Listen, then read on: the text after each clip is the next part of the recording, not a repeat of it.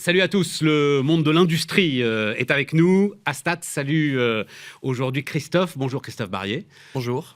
Patron donc de Astat. Je pense qu'on explique encore ce dont on va parler, c'est-à-dire le PLM. Je l'explique toujours. Toujours. Tout le temps. Tout le temps? Oui, tout le temps. Le PLM, Pas avec les industriels installés quand même. Ça fait quoi? Ça fait 15 ans aujourd'hui que le PLM est installé 15, sur les... 20 ans, ouais. 15-20 ans? Non, toujours. Toujours. Il y a toujours des industriels qui sont en transformation, en recherche d'amélioration. Voilà, ils se posent la question, c'est quoi un PLM? C'est quoi un PLM? Alors je te PLM, pose la question, c'est quoi un PLM? C'est 3 lettres, mais en fait, le PLM, il faut voir ça comme un gros progiciel de gestion de cycle de vie produit. C'est-à-dire qu'aujourd'hui, tout produit qui gravite autour de nous, que ce soit un téléphone, une paire de lunettes, un costume, du maquillage. Aujourd'hui, il y a tout un tas de données techniques, marketing, de production qui gravitent autour de ces produits. Et il faut pouvoir les organiser, gérer la traçabilité, gérer la maturité de ces données. Et donc aujourd'hui, on accompagne les entreprises à mettre en place des systèmes de PLM. Donc PLM, c'est pour Product Lifecycle Management.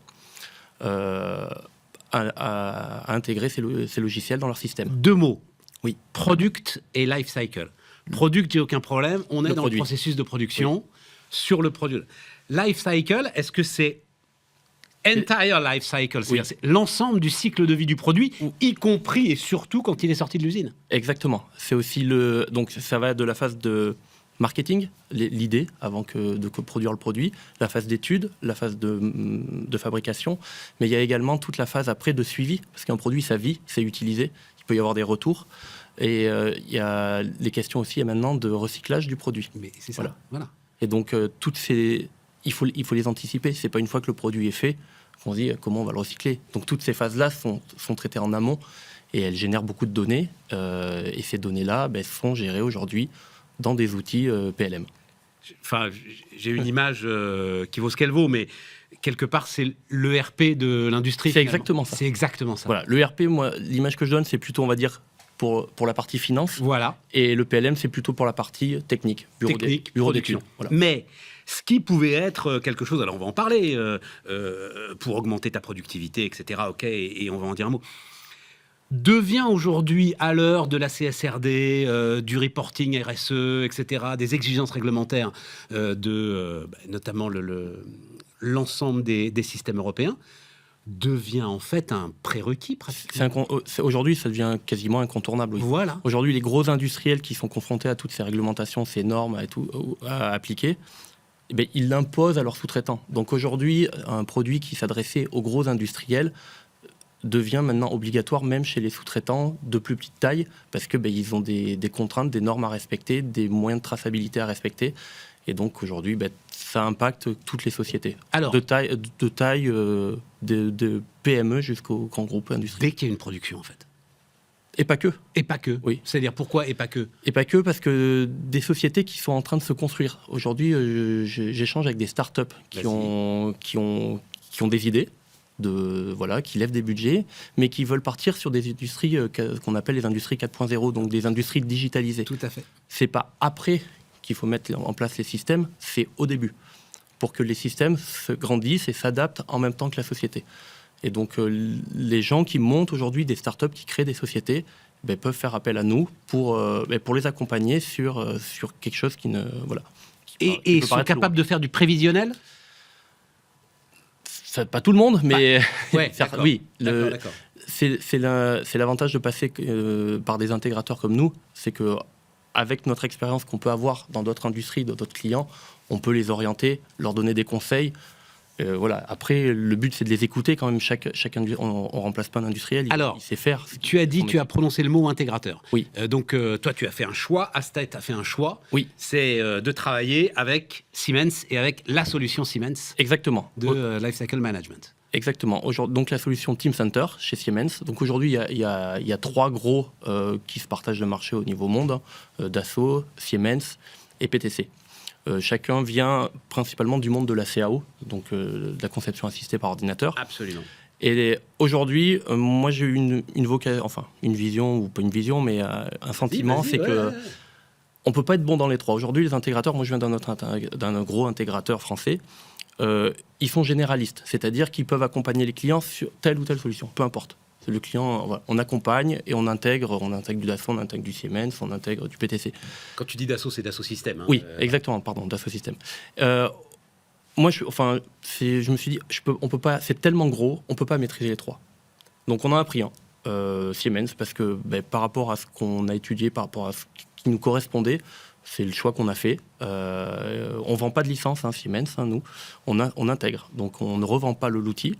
Et donc on a choisi une solution et on s'est dit, il faut qu'on aille plus loin que les autres, parce qu'aujourd'hui, sur le marché, je suis tout petit par rapport aux autres. Les autres sont tous, c'est des grosses boîtes où il y a 10 000, 11 000 personnes, nous on est 18. Donc, Mais oui, mais ça, c'est... on l'a connu avec les ESN. Ça pose plus aucun problème à personne aujourd'hui, finalement, que de se faire intégrer, par exemple, l'installation d'un ERP par une ESN où ils sont une vingtaine. Au contraire, je sais que je vais avoir du sur-mesure, je sais que je vais avoir un dialogue exact avec le gars qui va être la tête dans la machine. C'est ça, c'est la proximité avec le client, l'agilité qu'on peut apporter sur les projets et notre connaissance sur une solution. On a choisi d'en faire une, mais de la maîtriser. Et cette solution, donc Siemens, non mais c'est intéressant parce que en fait j'ai failli citer le concurrent, effectivement qu'on connaît mieux nous, Dassault Systèmes, mais parce qu'on est en France. Oui, ouais. Mais sauf qu'il a une phrase que c'est Publicis d'ailleurs qui lui a apportée, c'est "See what you mean".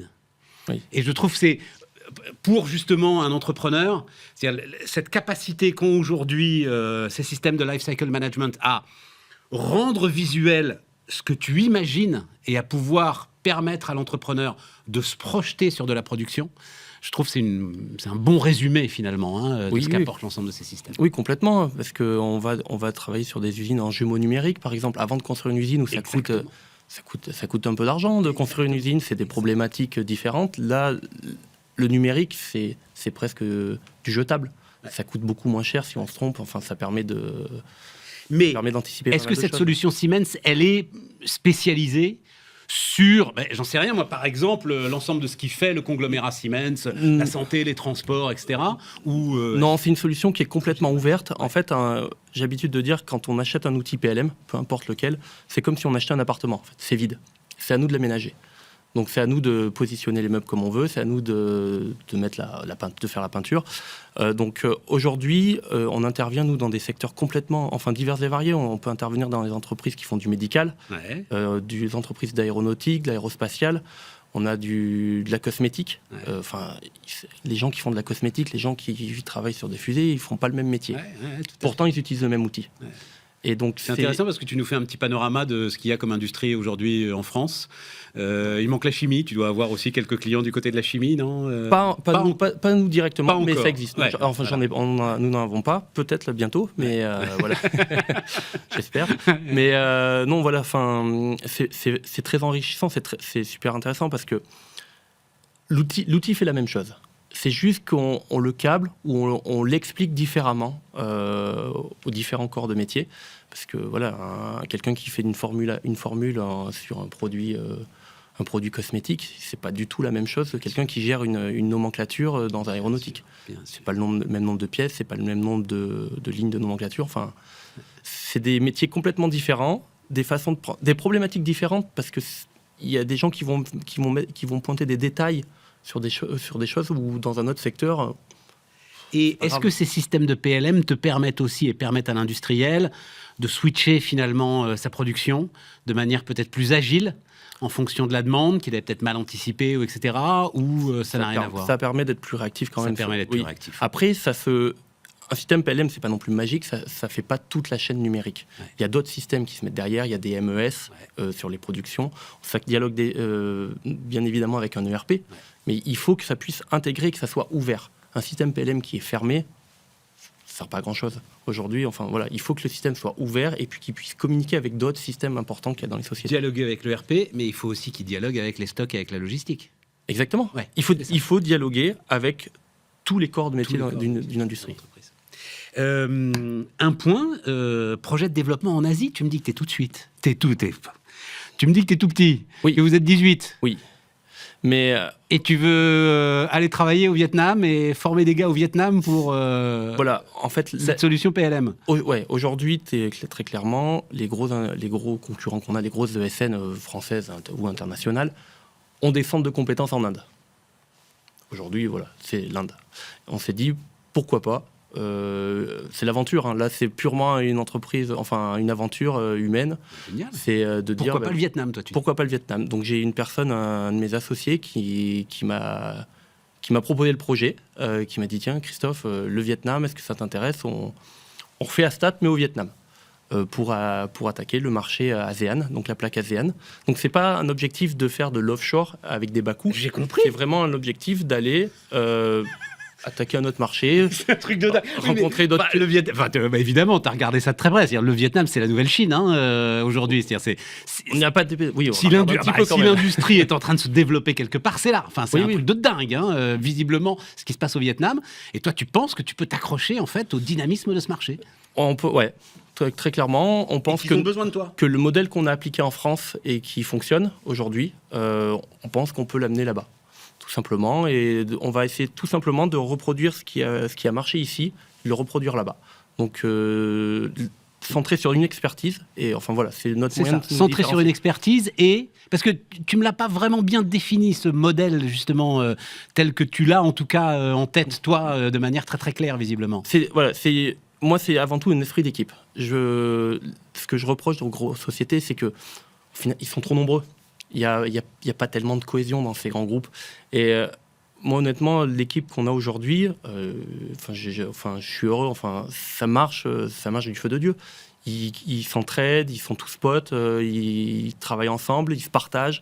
Il n'y en a pas un qui garde sa petite information pour lui pour essayer de monter un peu plus vite au niveau carrière. Il y a vraiment un partage d'informations entre ce qu'on peut voir chez les différents industriels chez qui on intervient. Et ce partage, et c'est ce qui fait en fait notre richesse, c'est parce c'est une équipe en fait. Quand on intervient chez un client, on intervient à 2, 3 personnes. Mais en fait, c'est 18 personnes qu'il y a derrière qui peuvent aider s'il y a un souci. C'est ce modèle-là que... Formidable, Christophe. Écoute, je te souhaite le meilleur, parce que je trouve Merci. cette ambition formidable. Christophe Barrier, donc, à Stats, qui nous accompagnait.